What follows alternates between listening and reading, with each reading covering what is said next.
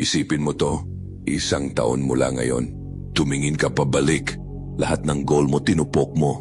Pulsa mo, umaapaw. Katawan mo, pinakamalakas sa buong buhay mo. At yung mga kasama mo, hindi na toxic kundi mga taong nagtutulak sa'yo palapit sa kung anong nilaan ng Diyos para sa'yo. Pero tanong, naniniwala ka ba na posible to para sa'yo?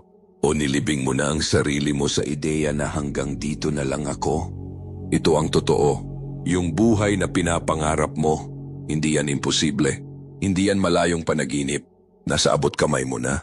Hindi dahil sa lakas mo, kundi dahil sa pananampalataya, sa pagtitiwala sa plano ng Diyos, at sa tapang na kumilos ng may direksyon. Hindi ito inspirasyon lang. 5 hakbang to na binago ang buhay ko. At kung handa ka na talagang bitawan ang palusot, pwede rin itong baguhin ang sayo. Handa ka na ba? Tara, simulan na natin. Step 1, patayin ang ingay, hanapin ang tinig ng Diyos. Simulan natin sa problema, ang ingay, yung walang humpay na kaguluhan na palaging humaharang sa tinig ng Diyos. Araw-araw binobomba ka ng mundo ng kasinungalingan. Sinasabi ng social media kung sino ka dapat. Sinasabi ng ads kung ano ang kailangan mong bilhin para maging masaya. Minsan pa nga pati mga mahal mo sa buhay, dala nila ang takot nila at sinusubo sa iyo bilang payo. Ito ang hindi mo maririnig sa mga motivational quote. Kung hindi mo sinasadyang lumayo sa ingay, mamumuhay kang habol ng habol sa mga anino at magtataka ka kung bakit pakiramdam mo laging kulang. Alam ko to. Dahil ilang taon ko ring hinayaan ang mundo ang magdikta ng worth ko. Gabi-gabi, nakababad ako sa ilaw ng cellphone. Scroll ng scroll, tinititigan ang buhay ng iba. Habang unti-unti kong kinakain ang sarili kong tiwala. Ang akala kong inspirasyon naging comparison. At ang comparison naging pagkasira. Lahat nagbago nung ginawa ko ang isang simpleng desisyon. Tumigil makinig sa mundo at simulan makinig sa Diyos. Araw-araw pinatay ko ang ingay. Umupo sa katahimikan. Nagdasal, binuksan ang salita niya, at tinanong ko siya ng mga tanong na ayaw kong sagutin. Lord, ano ba talaga ang gusto mong gawin ko sa buhay ko? Ano ba ang dapat kong habulin? At sa simula, hindi komportable. Kasi ang katahimikan mapanira yan sa ilusyon. Mapipilitan kang harapin ang katotohanang tinatakbuhan mo. Pero habang lumalalim ako sa katahimikan, mas naging malinaw ang tinig niya. At sa liwanag ng tinig niya, dumating ang kapayapaan. Yung uri ng kapayapaan na hindi kayang ibigay ng mundo dahil galing yun sa paniniwalang nasa tamang direksyon ka. Challenge mo. Bukas maglaan ka ng 1 oras. Tahimik, walang phone, walang gulo. Ikaw at ang Diyos lang. Tanungin mo siya ng totoo. Isulat mo kung ano ang pumapasok sa puso mo. Baka hindi mo agad maintindihan, pero ito ang sigurado. Kapag binigyan mo ng espasyo ang Diyos, siya mismo ang pupuno niyon.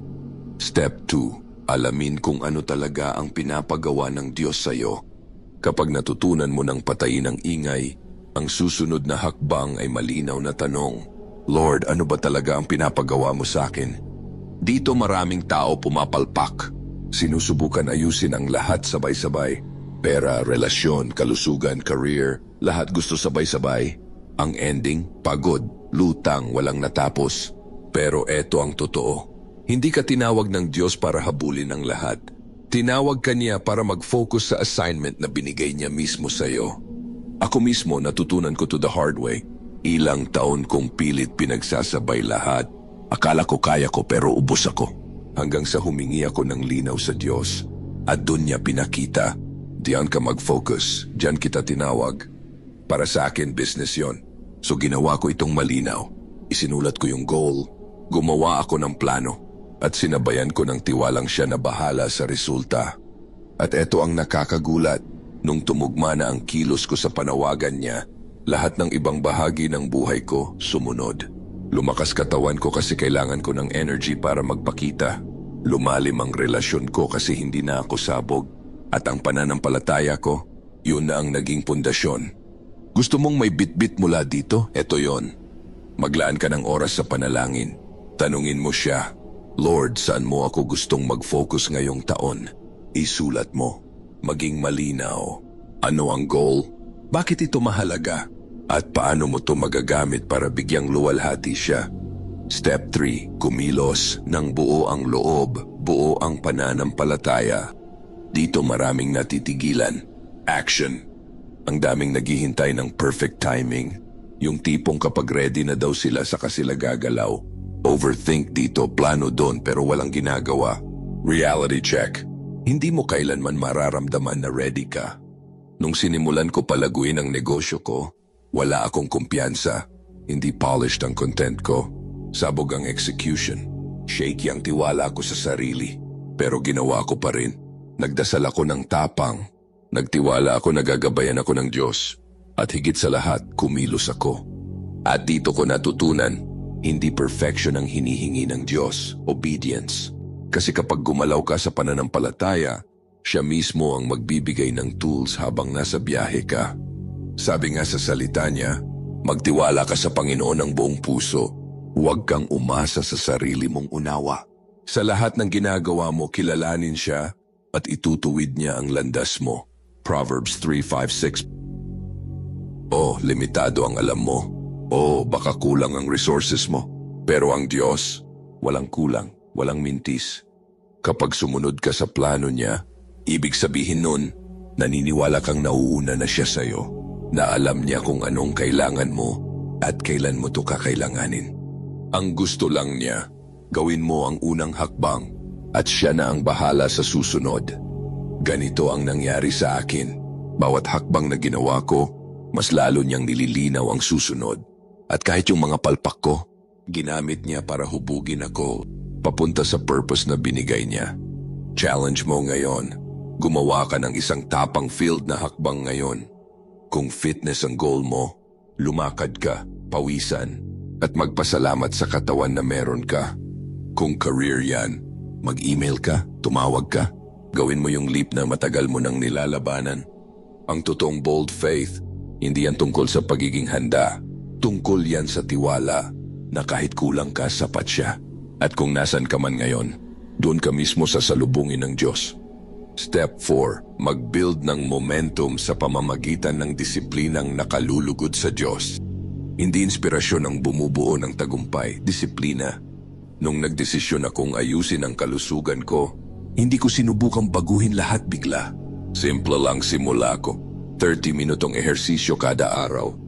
May mga araw na parang kaya kong buhatin ang mundo. Pero mas madalas wala akong gana. Pero ginawa ko pa rin. Yun ang susi. Gawin mong realistic ang goal mo. Magsimula sa maliit basta kaya mong ulit-ulitin. Hindi mo kailangan ng biglaang hype na mawawala rin sa isang linggo. Yan ang pagkakamali ng karamihan. Masyadong malaki ang ambition pero kulang sa consistency.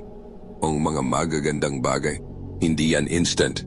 Kailangan ng pasensya, kailangan ng tiyaga, at higit sa lahat, kailangan ng katapatan sa proseso kahit wala ka pang nakikitang resulta. Pero habang tumatagal, yung maliliit na disiplina na yon, nagbuo ng momentum, hindi lang sa katawan ko, kundi pati sa mindset ko. Na-realize ko, yung taong nagpapakita kahit walang gana, yun ang pinagpapala, yun ang nananalo. At hindi lang to sa fitness o career, applicable to sa pananampalataya mo rin. Araw-araw na panalangin, simpleng pagbabasa ng salita, tahimik na oras kasama ang Diyos. Parang maliit pero yan ang matibay na pundasyon para sa buhay na nakatayo sa layunin niya. Challenge mo, hatiin mo yung malaki mong goal sa mga disiplina na nagbibigay luwalhati sa Diyos. Gusto mong lumalim ang spiritual life mo? Gumising ng maaga, maglaan ng 15 minutes kay God, panalangin, salita, katahimikan. Gusto mong gumanda ang finances? Magtrabaho ng may integrity araw-araw. Hindi madaya, hindi tamad. Ang momentum, hindi galing sa effort na paminsan-minsan, kundi sa consistent na pagkilos na may pananampalataya at disiplina. Step 5. Paligiran ang sarili mo ng komunidad na may pananampalataya. Ito ang katotohanang madalas hindi pinapansin. Hindi mo kayang gawin ito mag-isa. Ang mga taong nasa paligid mo, sila ang magtutulak sa iyo palapit sa layunin ng Diyos. O sila rin ang hihila sa iyo palayo. Sabi nga sa salita, makisama ka sa marurunong at magiging marunong ka rin. Pero ang kaibigan ng mga hangal, mapapahamak. Ako mismo introvert ako. Mas gusto ko dati na ako lang gumagalaw. Akala ko kaya kong buuin lahat mag-isa. Pero nung sinubukan kong magbukas, makipag-collab, mag-share ng struggles, awkward, hindi natural. Pero eto ang natutunan ko. Ang growth na solo flight, mabagal, limitado at minsan pa nga delikado. Kaya kinailangan kong itulak sarili ko, makipag-connect sa mga taong totoo, yung hindi natatakot akong pagsabihan kapag lumilihis ako ng landas. Sila yung ngayon kinukonsulta ko pagdating sa negosyo, kalusugan, relasyon at pananampalataya. Hindi sila enablers. Hindi sila yes men. Sila ang accountability ko. Sila rin ang inspirasyon ko. Challenge mo na ngayon. Tingnan mo ang 5 taong palagi mong kasama. Itulak mo ang sarili mong tanungin. Itinutulak ba nila ako palapit sa Diyos? O hinihila nila ako palayo sa layunin niya? Wala ka pang ganyang tao? Ayos lang. Ipanalangin mo. Lumapit ka sa church. Humanap ng mentor. Sumali sa small group. Hanapin mo ang komunidad na totoo, hindi lang supportive, kundi nagsasabi ng masakit kapag kailangan. Kasi ang tamang relasyon, hindi lang pampalakas, panggising din, panghubog, at panulak sa direksyon ng Diyos.